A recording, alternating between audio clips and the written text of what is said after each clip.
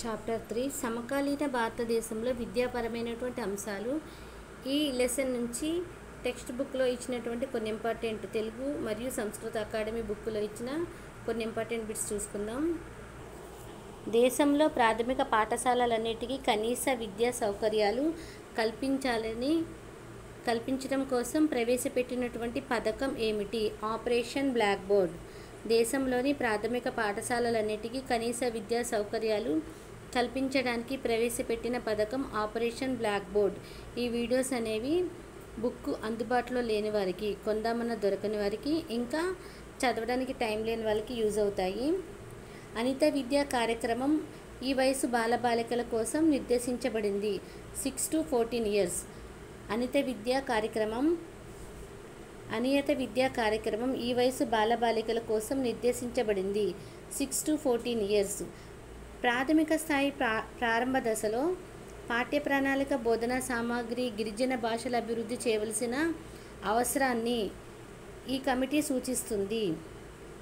ప్రాథమిక స్థాయి ప్రారంభ దశలో పాఠ్య ప్రణాళిక, బోధనా సామాగ్రి, గిరిజన భాషల అభివృద్ధి చేయవలసినటువంటి అవసరాలన్నిటినీ ఈ కమిటీ సూచిస్తుంది. ఆ కమిటీ ఏంటంటే NPE 1986.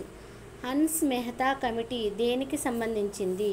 స్త్రీ విద్యా సంస్థల్లో మహిళలకు కల్పించిన రిజర్వేషన్ శాతం ఎంత? 33.3%. విద్యా సంస్థల్లో మహిళలకు కల్పించిన రిజర్వేషన్ శాతం 33.3%. భారత రాజ్యాంగంలోని ఈ ప్రకరణ ప్రకారం ఉద్యోగ నియామకాల్లో SC/STలకు రిజర్వేషన్ కల్పించడం జరిగింది. అది ఎన్నవ ప్రకరణ అంటే ప్రకరణ 16th. ఆంధ్రప్రదేశ్ ప్రభుత్వం 2వ అధికార భాషగా గుర్తించబడినటువంటి భాష ఉర్దూ.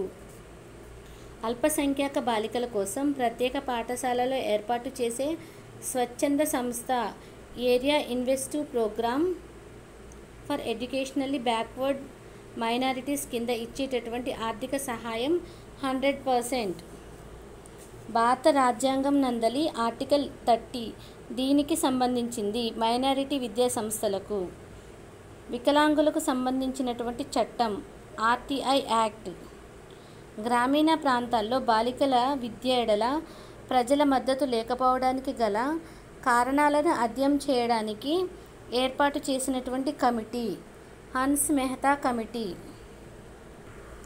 పూణేలో 1848లో నిమ్నజాతి బాలికల కోసం పాఠశాల స్థాపించినది జ్యోతిబాపులే. పూణేలో 1848లో జ్యోతిబాపులే నిమ్నస్థాయి బాలికల కోసం పాఠశాలను స్థాపించారు. నెక్స్ట్ వన్, మల్టీపర్పస్ స్కూల్స్ ఏర్పాటుకు ప్రతిపాదించినది ఎవరు అంటే మొదలియార్ కమిషన్. మౌలానా అబుల్ ఆజాద్ ఉర్దూ విశ్వవిద్యాలయం ఎక్కడ ఉంది? మౌలానా అబుల్ ఆజాద్ ఉర్దూ విశ్వవిద్యాలయం ఎక్కడ ఉంది? Hyderabad. National council for women education ఎప్పుడు ఏర్పాటు చేయబడింది? 1958. రాజ్యాంగ సవరణ ద్వారా విద్య 1976లో ఉమ్మడి జాబితాలో చేర్చబడింది.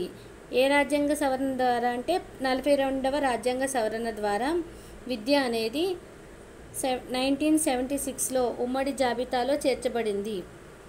NPE 2020లో బాలికా విద్య కొరకు కేటాయించినటువంటి నిధి జెండర్ ఇంక్లూజివ్ ఫండ్.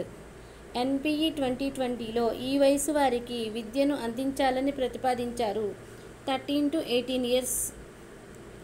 3 నుంచి 6 సంవత్సరాల మధ్య గల పిల్లలకు పూర్వ ప్రాథమిక విద్యను అందించాలని సూచించిన రాజ్యాంగ ప్రకరణ 45వ రాజ్యాంగ ప్రకరణము. మాతృభాషలో విద్యాబోధన గురించి తెలియజేసే రాజ్యాంగ ప్రకరణము. మాతృభాషలో విద్యాబోధన గురించి తెలియజేసే రాజ్యాంగ ప్రకరణము 350. ఈ రాజ్యాంగ ప్రకరణం ప్రకారం లింగ వివక్షత. ఈ రాజ్యాంగ ప్రకరణ ప్రకారం లింగ వివక్ష ప్రదర్శించరాదు. 15(1). ఈ లెసన్లో థర్డ్ లెసన్లో 1 to 21 బిట్స్ ఇచ్చారు. తెలుగు మరియు సంస్కృత అకాడమీ బుక్లో లెసన్ వెనుక పేజీలో. బుక్ లేని వాళ్ళకి యూజ్ అవుతుంది, నోట్ చేసుకోండి. టైం లేని వాళ్ళు విని నేర్చుకోండి. మరిన్ని విషయాలకే ఛానల్లో ఉన్నటువంటి వీడియోస్ చూడండి. మీకు ఈ వీడియో నచ్చితే లైక్, షేర్, సబ్స్క్రైబ్.